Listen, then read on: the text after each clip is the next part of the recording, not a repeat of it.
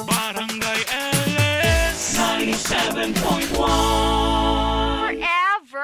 Mga kwento ng pag-ibig, kwento ng pag-asa at mga kwento ng buhay dito sa Barangay Love Stories. Love Stories.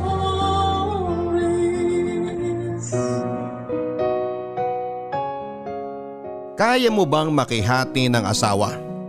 Kaya mo bang tiisin ang sakit na yung taong dapat para sa'yo ay kahati mo pa sa ibang tao? Ikaw, kaya mo ba ang ganitong sitwasyon? Papayag ka bang makihati? Papayag ka bang hindi mo makukuha ng buo ang isang bagay na alam mong ikaw ang higit na may karapatan? Papayag ka ba na dapat hawak mo siya pero dapat kang pumayag na ipahawak din siya sa iba pag sa'yo ay nagsawa na siya? Paano mo makakayanang mapunta sa isang sitwasyon kung saan ay kinakailangan mong makihati para lahat ay masaya kahit alam mong nadudurog ka na? Paano mo maaatim na tignan at mahalin ang isang taong dalawa kayong pinili sa buhay niya?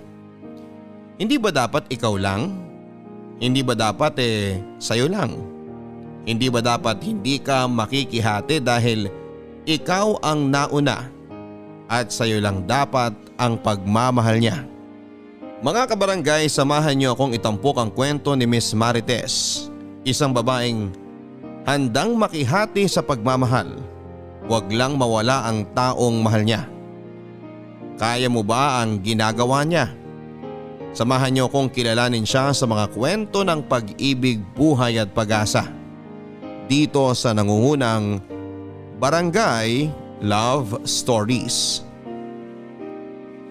Dear Papa Dudut, isang mapagpalang araw sa iyo at sa lahat ng mga nakikinig sa iyong programa. Ako nga pala si Marites, 35 years old at kasalukuyang naninirahan sa isang liblib na probinsya. Kasama aking kinakasama na si Romano. Mas matanda ng 10 taon sa akin. Halos 2 dekada na kami ngayon na magkasama. Walang naging problema ang aming relasyon noong mga nakaraang taon. Kahit sabihing wala pa kaming anak ay hindi yun naging hadlang para maging masaya kami sa aming pagsasama. Sabi nga ni Romano, darating din yon, maghintay lang kami. Habang wala pa kaming anak ay nag-iipon muna siya. Sa mahabang panahon ay nagtatrabaho ito sa isang bentahan ng feeds sa bayan. Kapag day off naman ito ay nasa bukid ito at nanguhuli ng mga daga, lalo na kapag panahon ng pag-aani. May proyekto kasi ang aming barangay na manghuli ng mga daga, mga pumipeste sa aming palayan.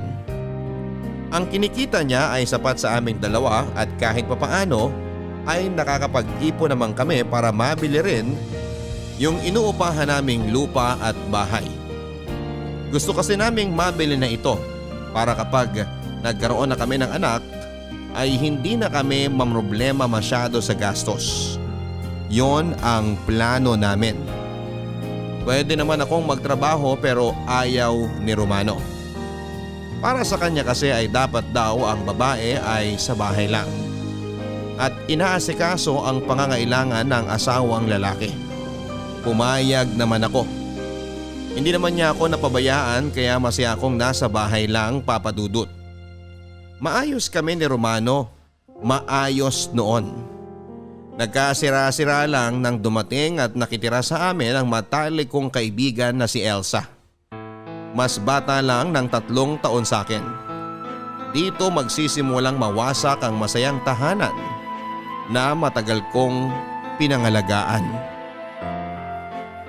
Anong ibig sabihin nito? Marites, ano? Kumalma ka, Marites! Kumalma ka! Paano ko kakalma? Nakapatong ang hubad mong katawan kay Elsa. Paano ko kakalma?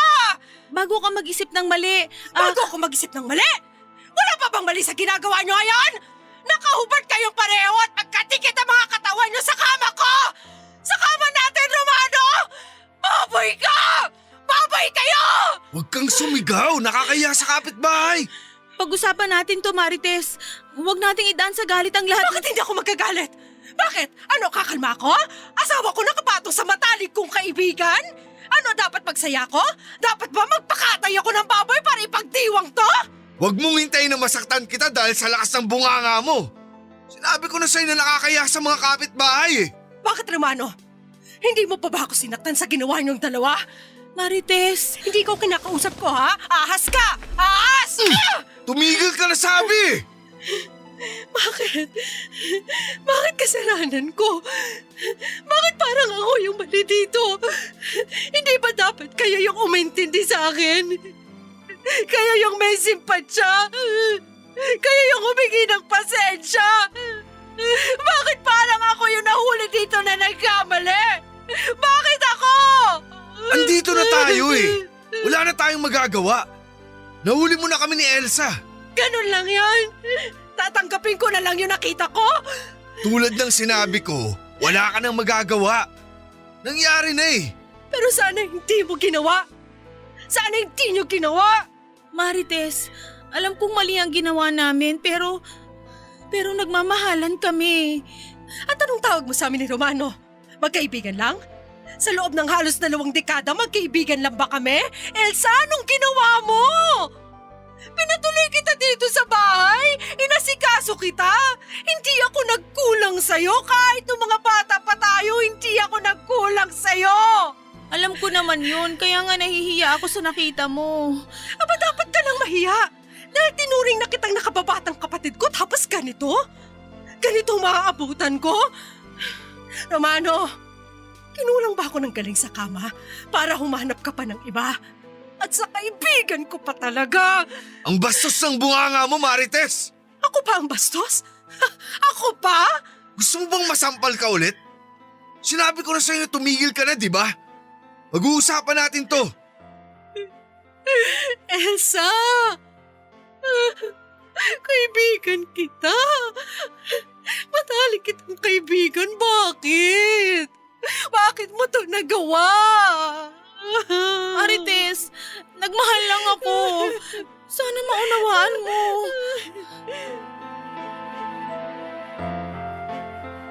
Maunawaan. Kulang pa ba ako sa pangunawa? Buong buhay ko ay inunawa ko si Elsa. Mga bata pa lamang kami ay matalik na kaming magkaibigan. Kapitbahay namin sina Elsa at alam namin sa bahay na hindi maganda ang trato sa kanya ng kanyang lola. Wala na siyang magulang.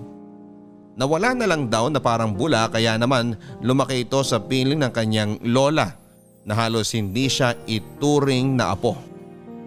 Naririnig namin madalas ang pananakit nito kay Elsa. Minsan nga sa gabi ay hinahabol pa nito ng kawayang pamalo si Elsa sa tuwing umiiyak ito dahil sa gutom. Sobrang patpatin si Elsa noon, Papa Dudut. Kulang sa nutrisyon dahil mas inuuna ng lola niya ang pagsusugal kaysa bumili ng bigas. Sinusubukan ng magulang ko na kunin si Elsa noon para sa amin na tumira, pero ayaw ng lola niya.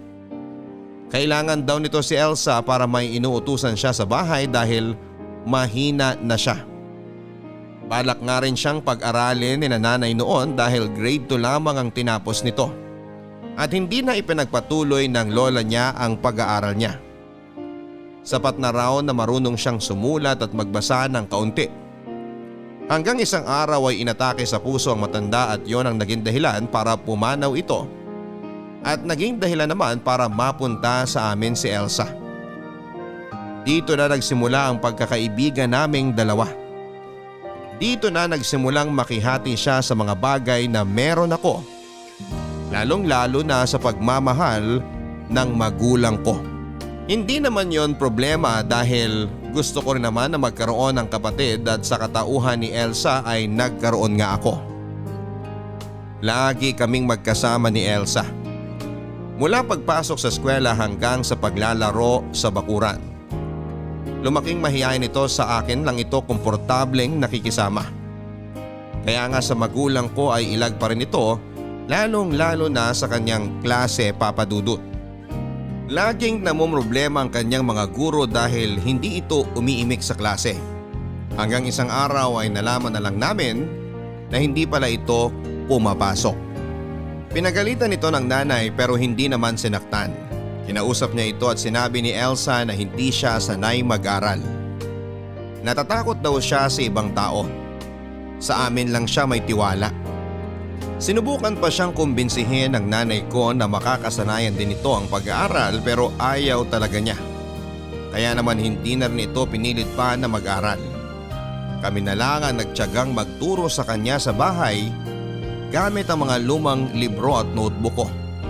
Ako pa nga madalas ang nagiging guro nito na ikinakatuwa ko naman dahil para lang kaming naglalarong dalawa pero may natututunan siya. Hindi nga nakatungtong pa ng high school si Elsa. Tinulungan na lang nito si nanay sa gawaing bahay at sa pagbebenta ng gulay sa palengke. Mas maraming alam na trabaho si Elsa dahil sinanay siya ni nanay. Ako naman ay tumigil na rin sa pag-aaral noong tumungtong ako sa third year high school. Ang naisip ko noon ay sapat na yon para makahanap ako ng trabaho. Yung mga dalaga sa amin ay second year high school nga lang ang tinapos. Pero tignan mo at nakakuha ng trabaho sa bayan bilang mga tendera at ganun din ang gusto ko. Nakuha naman akong tendera pero umabot lang ako sa isang buwan dahil palpak daw ako. Naging malungkot man yon para sa akin pero naging masaya pa rin ako dahil kahit papaano ay nakilala ko sa kabilang bentahan ng feeds si Romano. Niligawan ako nito hanggang sa ma-in love ako sa kanya. Tutol noon si nanay dahil bata pa ako noon pero sadyang naging matigas ang ulo ko at ipinaglaban si Romano. Kaya naman lumayas ako sa bahay at doon tumira kay Romano na may kalayuan sa bahay namin. Pinabayaan na lamang ako ni nanay at malaki na raw ako. Bahala na raw ako sa buhay ko. Si Elsa naman ay dumadalaw-dalaw lang sa akin kapag wala siyang ginagawa. Dinadalhan ako nito ng mga pagkain na luto ni nanay. Tinutulungan din niya ako sa mga gawaing bahay lalo na sa paglalaba. Magaling maglaba si Elsa. Palibhasa ay naturuan ni nanay. Kaya siyang nagturo sa akin. Masaya ako nakasama si Elsa kaya naman noong sinabi niyang gusto na niyang bumukod kina nanay ay sinuportahan ko siya. Ang sabi niya ay dito muna siya sa bahay pansamantala para makatulong ko din daw siya. Kahati ko raw siya sa mga trabaho sa bahay para hindi na ako mahirapan at pwede niyang samahan si Romano sa panghuhuli ng daga sa bukid. Pumayag naman ako. Mapapagaan ang buhay ko kapag andyan si Elsa pero impyerno pala ang hatid nito sa tahanan na binuo namin ni Romano.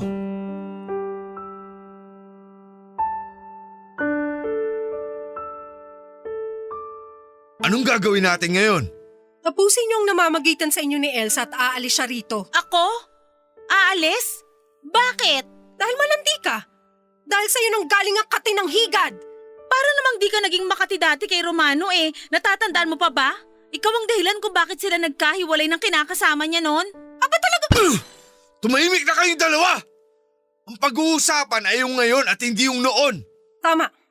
Pag-usapan natin ngayon, yung ngayon na nangyari sa inyo. Uulit-ulitin ba natin yun? Oo, nagsiping kami. Hindi lang isang beses kundi ilang beses habang wala ka o habang tulog ka.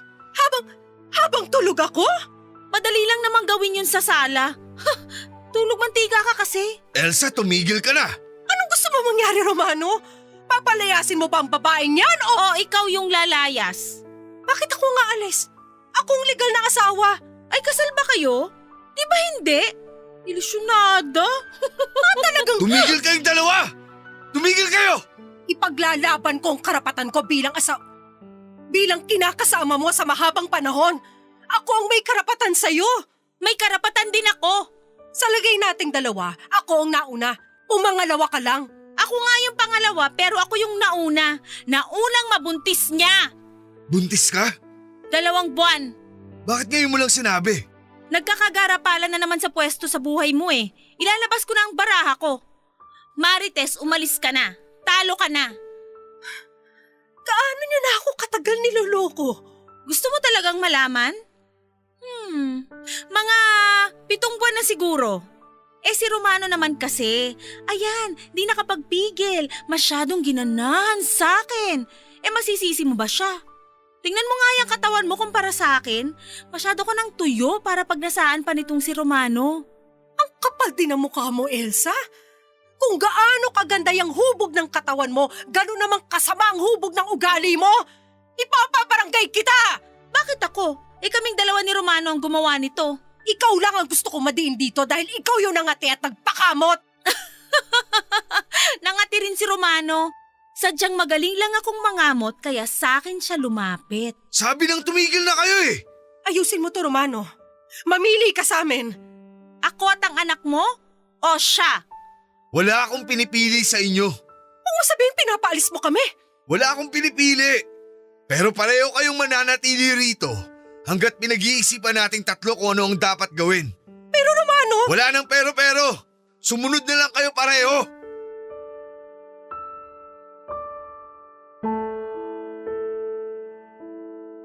Papadudot si Romano ang nasunod na manatili kami ni Elsa sa bahay. Naghati kaming pareho sa asawa ko, Papadudot, at hindi yun madali para sa akin. Tatlo kaming nasa kama natutulog sa gabi at hindi yun komportable sa akin, lalo na kapag niyayakap ni Romano si Elsa at tumatalikod ito sa akin. May mga gabi rin na nararamdaman kong nagsisiping sila kapag inaakala nilang tulog na ako. Sobrang nababastos na ako sa sitwasyon, Papadudot, pero wala akong magawa kundi ang magtiis at ilihim ang sakit. Ayaw mamili sa amin ni Romano. Pareho raw siyang may obligasyon sa amin.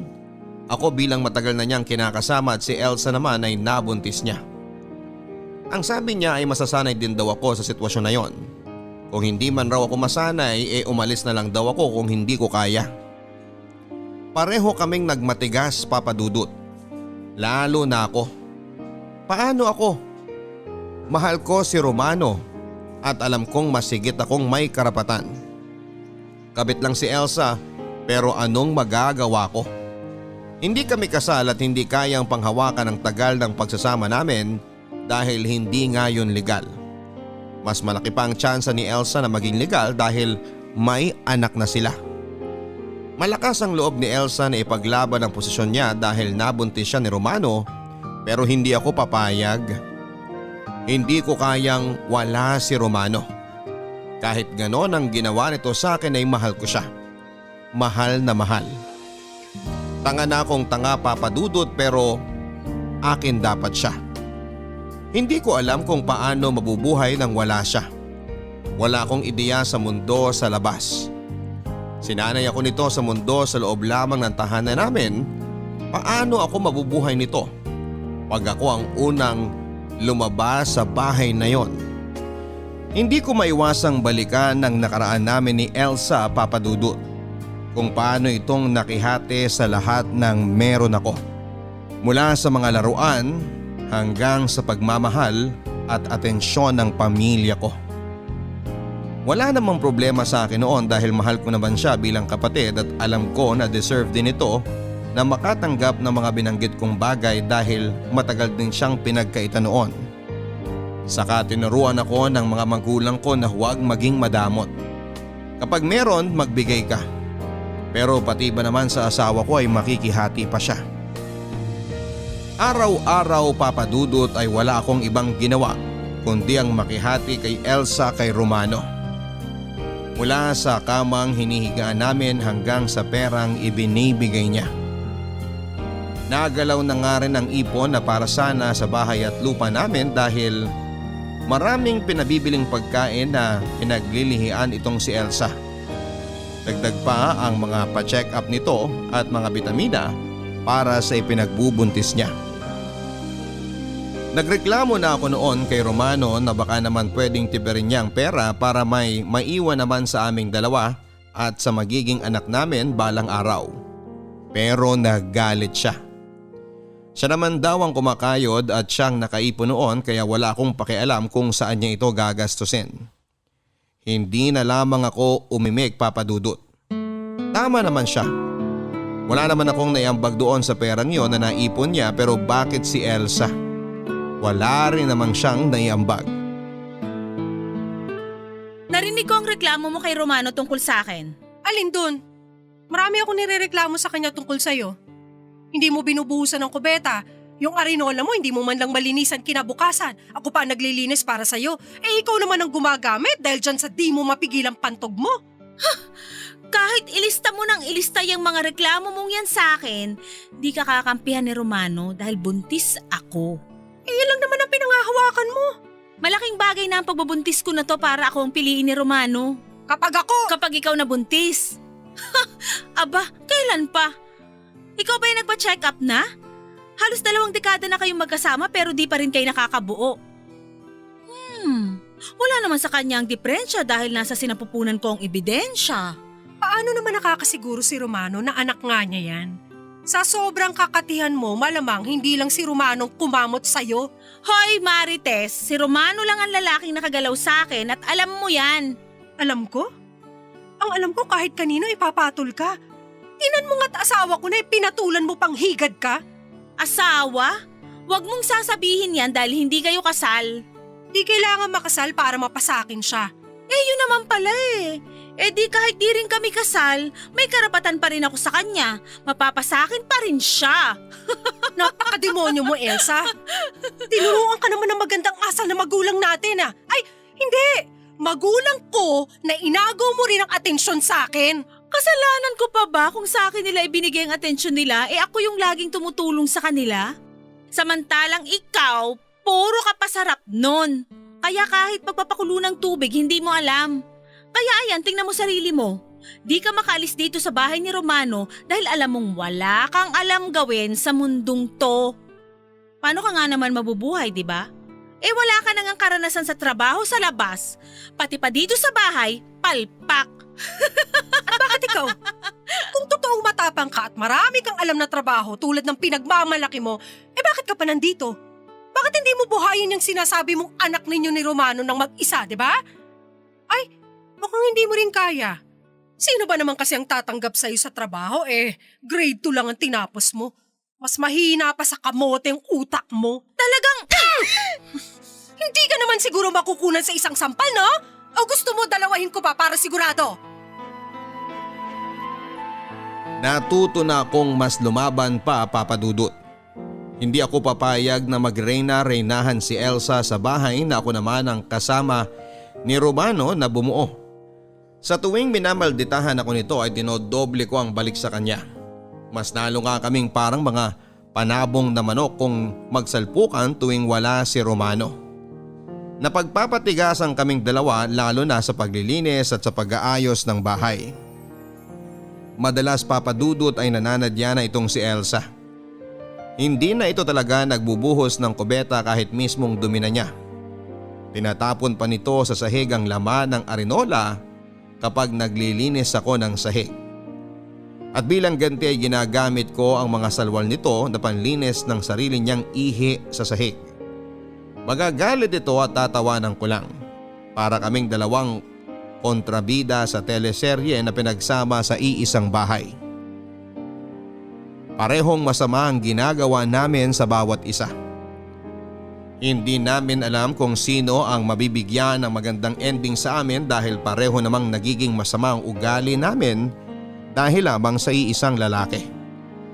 Gustong-gusto ko nang magsumbong sa mga magulang namin sa ginagawang ito ni Elsa pero hindi ko magawa. Alam kong sa akin din lang ang balik ng sermon ng mga magulang ko. Una, sisisihin nila ako sa kung bakit kasi si Romano ang pinili ko. Samantalang pinagsabihan na nila ako dati pa, at pangalawa, bakit ko kasi pinaglapit sina Romano at Elsa. Gayong alam kong hindi matuwid na lalaki itong si Romano. Kaya naman bago pa iratrat sa akin ito ng mga magulang ko, Papa Dudut, itatago ko na lang. Malayo naman kami sa kanila at walang kamag-anak o kakilala na malapit sa aming barangay para isumbong ang nangyayari sa amin. Saka isa pa, Papa Dudut, ay si Elsa ang paborito sa amin kahit ako ang totoong anak. Tama naman si Elsa. Siya lagi ang naaasahan ng magulang ko noong nandun pa siya sa bahay. Wala akong halos na itulong sa bahay noon kahit noong nakatira pa ako doon. Lumaki akong tamad palibhasa, alam kong andyan si Elsa na tutulong kina nanay. Ang hirap, Papa Dudut. Ang hirap na mag-isa kong kinikimkim ang problemang ito. Wala akong ibang pwedeng masabihan dahil ang panghuhusga ay malamang sa akin ibabato talaga. Sinubukan kong masanay na gano'n na ang sitwasyon. Tanging ginawa ko na lamang ay nagpakabuti ako lalo na kay Romano. Hindi ko na rin pinatulan pa si Elsa para hindi na dumagdag pa sa problema at stress ko. Mas pagsisilbihan ko na lang mabuti si Romano para makita niya ako at karapat dapat sa buhay niya at hindi si Elsa. Pero sadyang mapanakit ang tadhana dahil kahit na anong gawin ay mukhang si Elsa ang mananalo.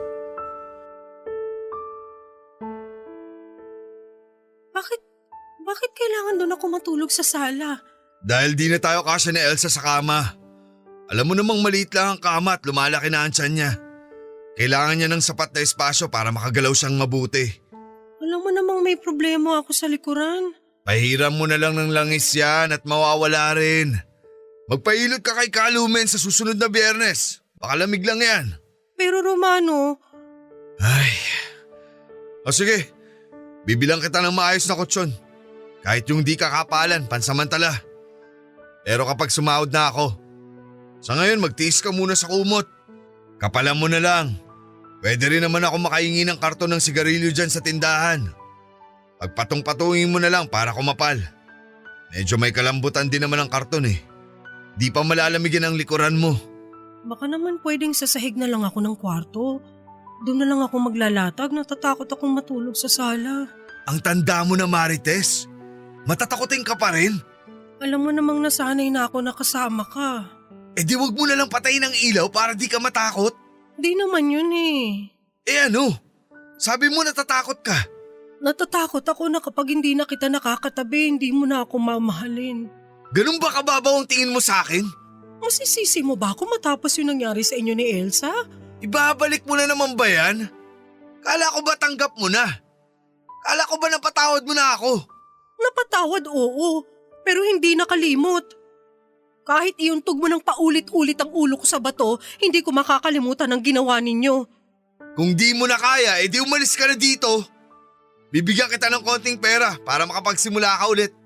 O kaya, ihahanap kita ng trabaho sa bayan para… Hindi, wag na. Kaya ko to. Kakayanin ko to. Ay, konting tiis na lang. Kapag nakapanganak na si Elsa, balik ka ulit sa kama natin. Sa ngayon, hayaan mo munang maging komportable si Elsa. Dahil ginagawa ko lang naman yun para sa magiging anak naming dalawa.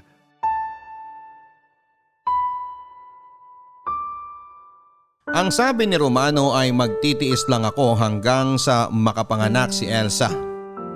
Ginawa ko alang-alang kay Romano at sa bata ay magtitiis ako. Nakiusap din si Romano na habang nagbubuntis si Elsa ay ako muna ang bahala sa bahay. Ayaw niyang paggalawin masyado si Elsa dahil baka makasama daw sa bata. Pinakiusapan din ako nito na alagaan ko si Elsa dahil kailangan ako nito. Hindi niyo lang alam kung gaano kasakit sa akin na gawin yon dahil sobrang labag sa kalooban ko ang pag-aalaga sa kabit ng asawa ko. Tuwang-tuwa nga si Elsa na inaasikaso ko siya. Sa wakas daw ay napapakinabangan niya ako dahil noong mga bata pa kami ako raw ang madalas na nakikinabang sa kanya. Ang kapal talaga ng mukha niya. Kung hindi lang naman dahil kay Romano ay hindi ko yon gagawin. Ayoko magmukhang masama kay Romano kaya ako yon ginagawa. Saka naisip ko na kapag sinunod ko siya sa lahat ng gusto niyang gawin ay maisip nitong ako pala ang karapat dapat at si Elsa ay paaalisin niya oras na matauhan nito. Umasa ako na mangyayari yon. Nang makapanganak na si Elsa, akala ko ay yon ang katapusan ng relasyon nila ng asawa ko pero hindi, Papa Dudut. Mas lalo itong nagreinahan sa bahay. Mas lalo nitong pinaramdam na ako ang sampid doon dahil may anak na silang dalawa. Hindi na rin ako nakabalik pa sa kwarto dahil kasya na raw silang tatlo sa kama. Saka na raw ako bumalik doon kapag lumaki na ang bata. Yung bata naman daw ang matutulog sa sahig ng kwarto pero Papadudot hindi ko na yon inasahan pa. Maraming pangako si Romano sa akin na hindi na natupad pa. Binilhan na lamang ako ng folding bed ni Romano para maging komportable ang tulog ko sa sala. Hindi na ako nakapagreklamo. Mas ayos na to kesa palayasin niya ako. Ako pa ang madalas na nag-aalaga ng anak nila dahil madalas ay tulog itong si Elsa. Hindi ko naman yon minamasama dahil kung magiging totoo ako, natutuwa akong alagaan ng sanggol na yon dahil kahit sa ganong paraan ay nakakahawak ako ng bata. Matagal ko ng pangarap na maging isang ina. Bata pa lang kami ni Elsa noon ay nagpapanggap na akong isang ina at si Elsa naman ang aking anak. Kaya nga nakakasama ng loob na ako pa ang hindi binayayaan ng Diyos ng anak gayong matagal ko na yung dinarasal sa kanya. At ang masakit pa ay inuna pa ng Diyos na bigyan ng anak ang dumikit kay Romano kahit ako naman dapat ang binigyan niya dahil ako ang matagal na nitong kasama. Sa paglipas ng panahon, Papadudot ay nasanay na lamang ako sa ganitong sitwasyon. Hindi ko na inaasahan pang mapapaalis si Elsa sa bahay. Lumaki na ang bata at nadagdagan pa ng isa. Nabuntis muli ni Romano si Elsa. Papadudot mas lalo akong nawawala ng pag-asa na maibabalik ang dati sa amin ni Romano. Isa na silang pamilya samantalang ako ay wala man lang pananagutan si Romano. May nangyayari pa rin naman sa amin ni Romano tuwing wala sa mood si Elsa. O hindi naman kaya ay sa tuwing nagpapagaling siya ng sugat niya dahil sa panganganak, ay sa akin siya sumisiping. Umaasa ako na makakabuo kami lalo't gabi-gabi ko siyang inaaya noon pero wala. Sa akin nga ata talaga ang diferensya at mas lalo akong nalungkot dahil unti-unting nawawala na ako ng karapatan sa bahay na yon. Dahil wala akong kakayahang maging ina na 2 beses nang pinatunayan ni Elsa. Magaling ka rin, no? Ano na naman ba, Elsa? Kung ano na naman yung ipang-iinis mo sa akin, pwede bang mamaya na lang? Nakita mo naglalaba ako. Naglalaba ng mga damit ng anak mo. Gusto kong linawin sa'yo na di ka na dapat nakikipagkompetensya pa sa akin. Dahil alam mo naman na panalo na ako. Ako yung may 2 anak kay Romano. Sa ngayon. Pero balang araw magkakaanak din kami. Aba, kailan pa? Wala pa ako rito di na kayo magkaanak-anak. Ngayon pa kaya nalagpas 30 ka na? Huwag ka magsalita ng ganyan. Hindi mo pa alam kung anong pwedeng mangyari sa susunod. Kaya ba panay kalabit mo dyan kay Romano para buntisin ka? Bakit? Ikaw lang ba may karapatang kalabitin siya tuwing may pangangailangan ka? At least ako kapag nagsiping kami, sigurado ako may mabubuo kami. Ikaw, sobrang desperada mo para makailang kalabit ka kay Romano pero wala pa rin kayong nabubuo. Tanggapin mo na kasi, Marites. Umigil ka na. Tanggapin mo na lang na di kayo magkakaanak. Wala kang alas kay Romano, nasa akin na lahat. Ay talaga? Ay talagang talaga. Nakakaawa ka naman. Kung paano mo hawakan ng anak ko? Kitang-kita ko na gustong gusto mo nang magkaanak Ramdam ko na gusto mo rin na may manggaling sa'yo.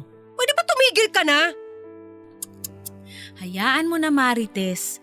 Hahayaan naman kitang alagaan ng mga anak ko para kahit minsan lang sa buhay mo maranasan mong humawak ng bata. Huwag ka lang masyadong mapapamahal sa kanila, ha? Alam mo naman, di ikaw ang ina. Sinabi ko tumigil ka na Oops! Nasasaling ko na ba yung pusong ina mo?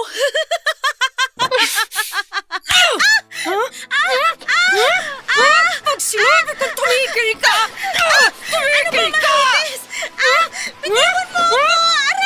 Aray! Ano ba?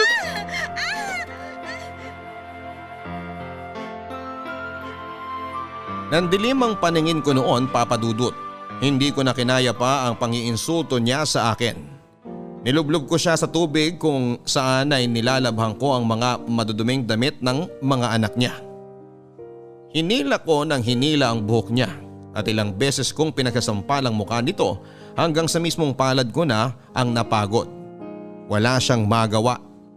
Marahil ay nabigla ito sa ginawa kong pagsugod at hindi niya marahil inaakala na magagawa ko yon dahil nasanay ito na hanggang salitaan lang ang labanan naming dalawa. At noong mga nakaraan pa ay hindi ko siya masyadong pinapatulan, Pero sa ngayon ay sumagad na siya. Hindi ko hahayaang babuyin niya ang pagkatao ko, lalong-lalo na ang pangarap kong maging isang ina. Saka lang ako napatigil nang marinig kong umiiyak ang dalawang anak niya na nakatingin pala sa ginagawa namin. Pasalamat siya sa mga anak niya dahil kung hindi, baka ubos na ang buhok nito sa pananabunot ko sa kanya. Nang mahimasmasan ako ay lumabas ako ng bahay para bumili ng soft drinks. Kailangan kong malayo muna pansamantala kay Elsa dahil hindi ko alam kung ano ang pwede kong magawa sa kanya kung hindi ko yon gagawin. Kinumusta ako ng tendera kung bakit ganon ang itsura ko. Mukha raw akong nakipagsapakan. Ang sabi ko naman ay napagod lang ako maglinis ng bahay kahit na hindi kumbinsido ay tumango na lamang ito at saka hinayaan akong maubos ko ang soft drink. Panayang tulo ng mga luha ko. Bakit ba kami umabot sa ganon? Bakit ba ako umabot sa ganon? Hindi ako masamang tao, alam ko yon sa sarili ko, pero habang pinaglalabang ko ang karapatan ko sa bahay namin ni Romano ay nagkakasungay ako at mas lalo itong tumatala sa pagdaan ng panahon. Ano bang nangyayari sa akin? Hindi ako ganito at hindi ito ang Marites na kilala ko. Sa nangyari yon, Papa Dudut, ay inaasahan ko nang magsusumbong si Elsa kay Romano. Alam kong praktisado na nito ang sasabihin niya. Hindi nga ito nagpalit ng damit at nagsuklay. Hinayaan nito na manatili ang itsura niyang ganon hanggang sa makauwi ng bahay si Romano. Naaalala ko pa ang bungis-ngis nito na ala demonyo habang hinihintay si Romano. Panay ang tingin nito sa akin na nagbabanta na dahil sa ginawa ko sa kanya ay mas lalong magkakaroon ng dahilan si Romano para paalisin ako at piliin silang mag-ina. Hindi ako papayag. Kung merong mang aalis doon ay si Elsa yon at hindi ako. Bakit mo naman ginawa yun kay Elsa? Tapos na pala siya magsumbong. Nakatulog na rin siya at ang mga bata. Malamang pagod na pagod yan sa pag-iimbento ng sasabihin sa'yo kaya mabilis nakatulog. Nakita ng mga bata ang ginawa mo. Di magsisinungaling ang mga bata. Alam nilang sinaktan mo ang nanay nila. Kung sinaktan ko man si Elsa ay dahil kasalanan niya yun. Kailangan ba magresulta sa sakitan niyang awan yung dalawa? Kung hanggang ngayon may galit pa rin kayo sa isa't isa, baka naman pwede magbangay na lang kayo gamit yung mga salita niyo. Magmurahan kayo! Bahala kayo! Magtahulan kayo na parang mga aso sa kanto. Wala akong pakialam. Pero wag na wag kayo magsasakitan ng pisikal sa harapan ng mga bata. Dahil di magandang ehemplo yun. At sa tingin mo, Romano, ang ibahay ang dalawang babae, magandang ehemplo ba yan sa mga anak ninyo?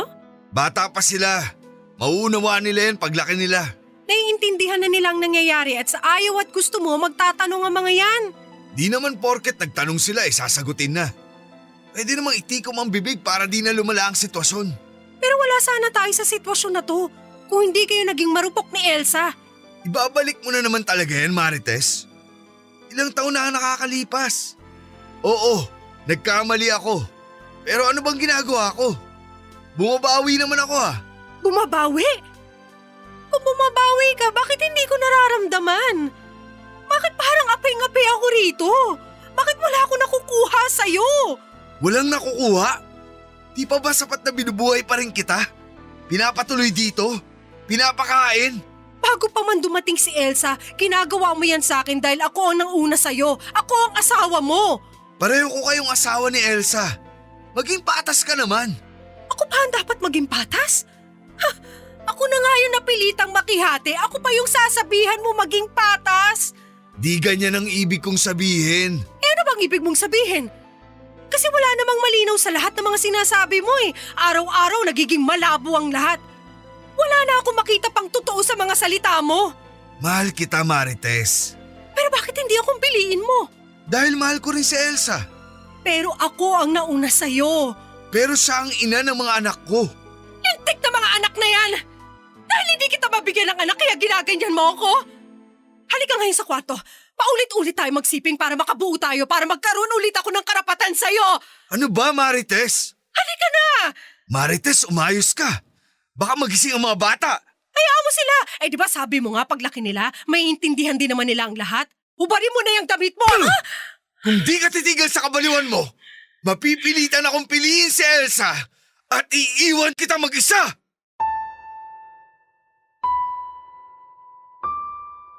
Wala akong ibang nagawa kundi ang umiyak ng umiyak. Pinadaloy ko ang mga luhang matagal ko nang hinarangan.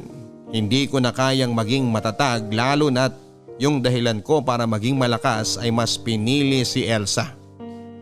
Hindi ko na alam kung saan ako lulugar.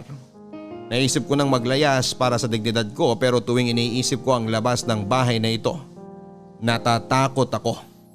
Nasanay akong binubuhay ni Romano at hindi ko alam kung kakayanin ko mag-isa sa labas.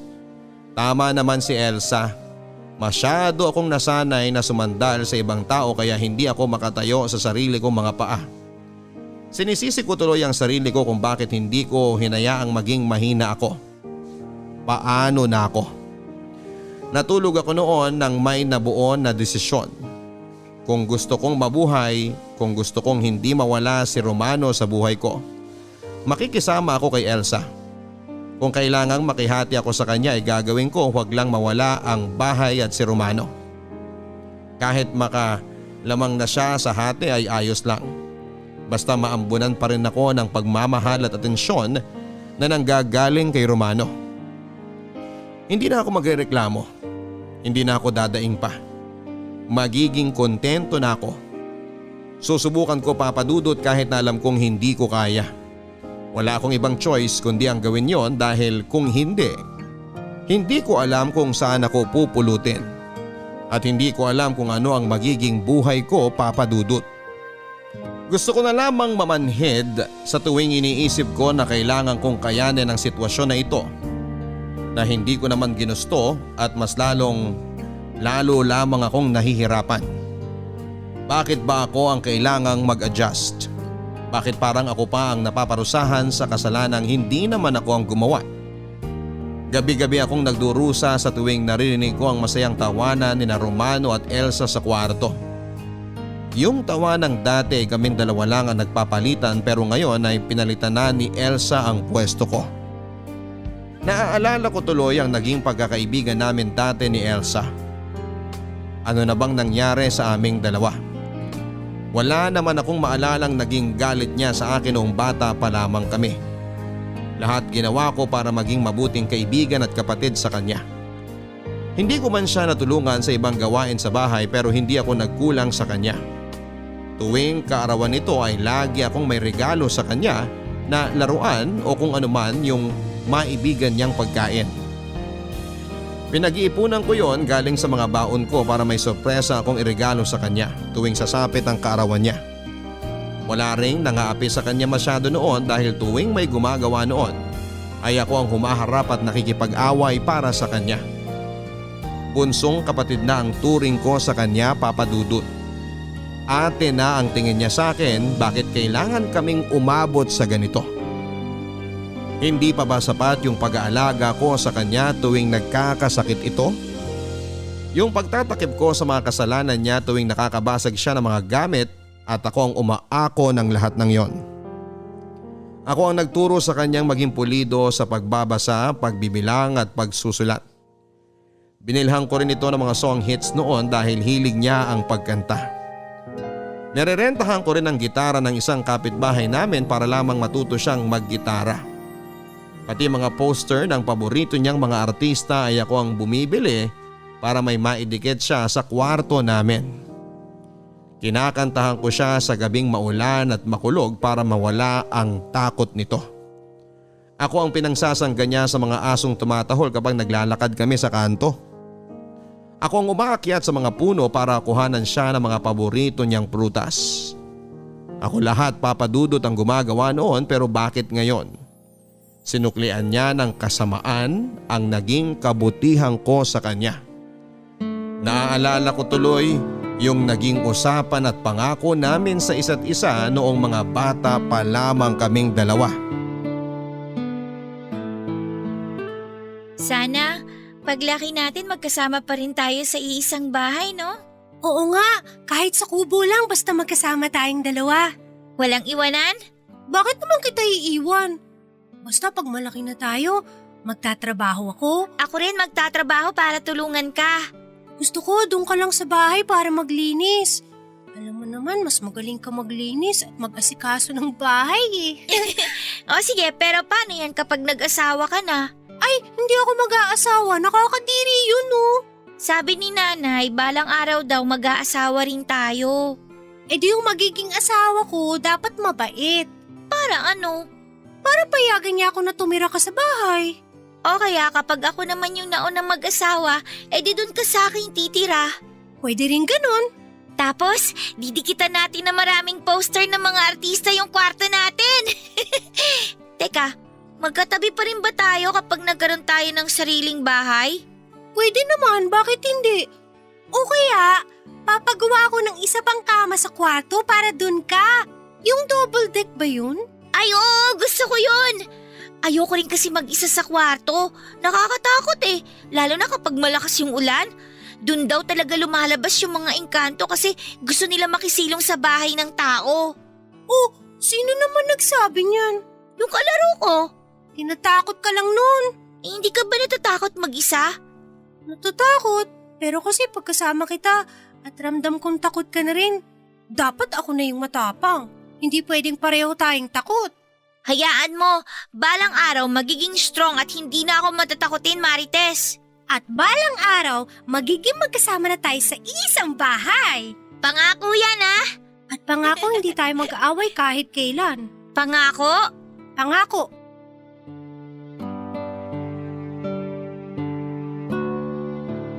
Kung may pangako mang kaming natupad ay yung pangakong magsasama sa isang bahay pero wala naman sa usapan na pati ang magiging asawa ay iisa pa rin. Yung inosenteng pangako namin sa isa't isa ay nangyayari na ngayon at sobrang bigat na tuparin at panindigan ng pangakong yon. Habang binabalikan ko ang nakaraang yon namin ni Elsa ay hindi ko maiwasan na maiyak. Sinisisi ko na lang ang sarili ko, Papa Dudut, kung bakit ko siya pinatuloy doon. Kung siguro ay hindi ko siya pinatira sa bahay ay hindi matutokso si Romano sa kanya. At wala kami sa komplikadong sitwasyon. Hindi ko na namalayan na napapalakas na ang iyak ko hanggang sa maramdaman ko na lamang ang paghaplos sa aking balikat. Inaasahan kong si Romano yon pero nagkamali ako at si Elsa ang nakita ko, Papa Dudut.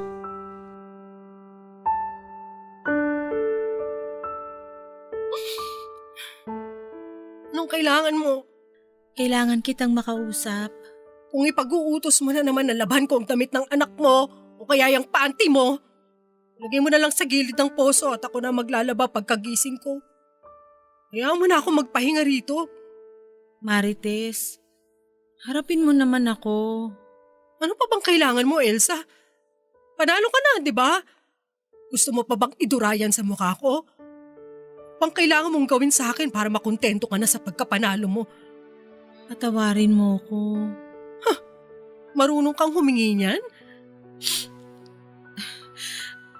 Alam kong mula nung dumating ako sa buhay mo, kinailangan mo ng masanay na may kahati. Hanggang sa asawa mo nakihati pa rin ako. Patawarin mo ako.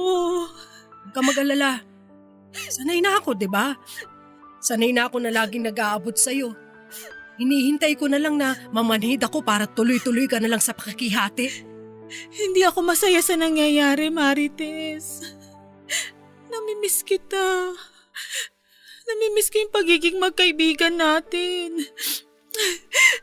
Nahihirapan ako. At paano naman ako? Sa tingin mo ba hindi ako nahihirapan sa ginawa niyong sitwasyon? Sa ating tatlo, ako yung pinaka-naipit dito. Wala naman akong ginawa sa inyo. Naging mabuti ako sa inyo pero anong ginawa niyo? Pinaramdam niyo sa akin na wala akong karapatang makakuha ng buong kaligayahan. Kaya nga ako lumalapit sa'yo para ayusin ang lahat. Binababa ko na ang pride ko. Ako yung mali dito. Mali ang ginawa ko. Mali ang ginawa namin ni Romano. Patawarin mo kami. Hindi yung ganun kadali. Alam ko. Kahit sarili ko di ko mapatawad sa ginawa kong to sa'yo. Mula pagkabata, ginawa mo ang lahat para sa akin, kaya hiyang-hiya ang konsensya ko sa sinapit mo ngayon dahil sa kasakiman ko. Anong gusto mo mangyari?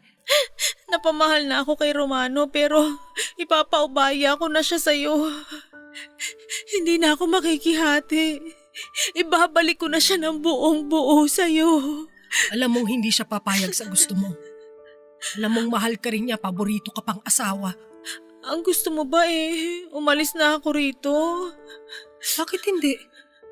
Kung gusto mo talagang mapatawad kita at makalimot ako sa ginawa niyo, umalis ka. Pero paano ang mga anak ko? Maliliit pa sila. Di ko sila kayang buhayin at ngayon, buntis ako uli. Di ko alam kung makakaya kong mag-isa. Kulang ako sa pinag-aralan, alam mo yan. Walang tatanggap sa akin. Anong gusto mo mangyari? Makikiusap ako sa'yo na dito kami titira ng mga bata pero isasauli ko na si Romano sa'yo. Kahit yun lang, di na ako makikisiping sa kanya. Babalik ka na sa kwarto niyo pero hayaan mo ako magpasustento sa kanya para sa aming mag-iina. Paano kung gusto pa rin niyang maging asawa ka? Tingnan mo nga at binantis ka niya uli. Samantalang ako, hindi ko na maalala kung kailan niya ako huling kinama. Tatanggi ako sa kanya, hindi ako. Basta pipigilan ko siya. Mahal ka rin niya, Elsa. Baka nga mas higit pa sa akin. Mahal ka rin niya. Pero mas mahal ka niya. Alam ko yun. Rinig ko sa mga tawanan niyo at sa mga tinginan niyong dalawa. Alam ko, mahal niyo ang isa't isa. Oo, andun pa rin ang pagmamahal niya sa akin pero angat pa rin yung sayo. Masaya siya sa'yo at masaya ako kapag alam kong masaya siya. Anong gusto mong gawin sa sitwasyon natin? Hindi naman pwedeng… Maghahati pa rin tayo sa kanya. Sigurado ka? Andito na rin naman tayo bakit hindi pa natin ituloy?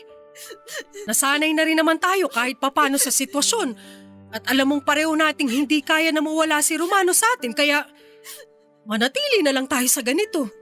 Pero… Ang pakiusap ko lang, ayusin nating dalawang relasyon natin. Yun na lang ang pakonsuelo ko sa lahat na nangyayari na to. Ibalik natin yung pagkakaibigan. Ibalik natin yung pagiging magkapatid natin. Magiging sapat na yun. Marites… Yun na lang ang nakikita kong paraan para kahit papano madaling huminga sa sitwasyon na to. Nasanay na ako nakahati ka sa lahat. Pero hindi ako sanay na hindi maayos ang relasyon natin. Ano, payag ka ba sa gusto ko? Payag. Huwag ka na umiyak. Kaya natin to. Kakayanin.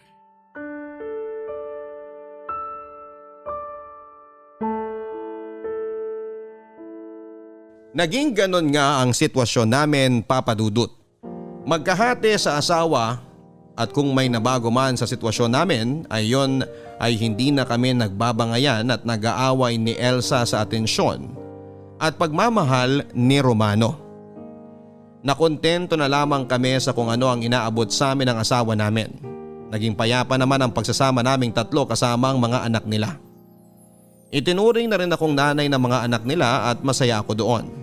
Kahit sa ganong paraan man lang ay maging nanay ako kahit na hindi galing sa akin. Nalaman na rin, Papa Dudut, ng mga magulang namin ang sitwasyon at inaasahan namin na hindi nila yon mauunawaan. Sandamakmak na galit at pangaral ang inabot namin pero tanging tangon na lamang ang naging sagot namin sa kanila. Alam naming mali, Papa Dudut, ang pinasok naming sitwasyon pero pinanindigan naman namin kaya pakiramdam namin ay magiging tama din yon. Marahil ay hindi mauunawaan ng marami sa inyo ang pinili naming landas. Pero dito na kami nasanay at dito kami komportable. Tanggap ko na ganito ang binigay sa aming kapalaran at kahit paano ay masaya na rin ako dahil nararamdaman kong muli ang pagmamahal ni Romano sa akin at higit sa lahat ay nanumbalik ang pagkakaibigan namin ni Elsa. Marami pong salamat sa pagbasa, Papa Dudut, sa kwento namin ng aming pamilya. Ako ang inyong kabarangay forever, Marites. Kaya nyo ba ang ginagawa nila? Kaya nyo bang tanggapin na hindi buo ang binibigay sa inyo ng isang taong pinili nyong mahalin? Kaya nyo bang makihati kahit alam nyong pwede nyong makuha ng buo yan sa ibang tao? Makukontento ka ba sa kakarampot na ibinibigay sa iyo at kailangan mong magkasya sa ganyan dahil meron pang pagbibigyang ibang tao? Marites at Elsa, hindi madaling panindigan ang buhay na pinili ninyong dalawa, no? At alam ko na kung may pagkakataon para maiayos ninyo ang pagkakamali sa inyong nakaraan, ay di ninyo pipiliing pag-agawan at paghatian ng isang lalaki dahil meron pang ibang lalaki dyan na kaya kayong mahalin at panindigan ng buong buo na hindi nyo na kailangan pang makihati pa. Marites and Elsa, hindi biro ang buhay na meron kayo ngayon. At marahil marami sa inyong nakapaligid ang kune-question ang ginawa ninyong desisyon. Hindi namin alam kung paano kayo makakatagal sa ganyang sitwasyon na pinili ninyo na panindigan, pero sana balang araw malaman ninyong pareho ang totoong halaga ninyong dalawa. Yung halaga na hindi nyo makikita sa approval ng isang lalaki. Hindi namin kayo huhusgahan sa pinili ninyong landas dahil nagawa ninyong panindigan yan. Pero sana kung may pagkakataon pang makalaya sa inyong sitwasyon ay piliin ninyong gawin yon. At sana balang araw ay mangyari yon dahil pareho ninyong deserve ang pagmamahal na buo at hindi kailangang paghatian pa.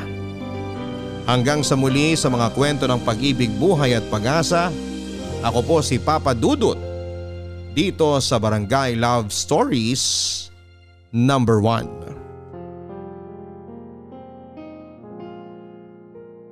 Mga kwento ng pag-ibig, kwento ng pag-asa at mga kwento ng buhay dito sa Barangay Love Stories. Love Stories.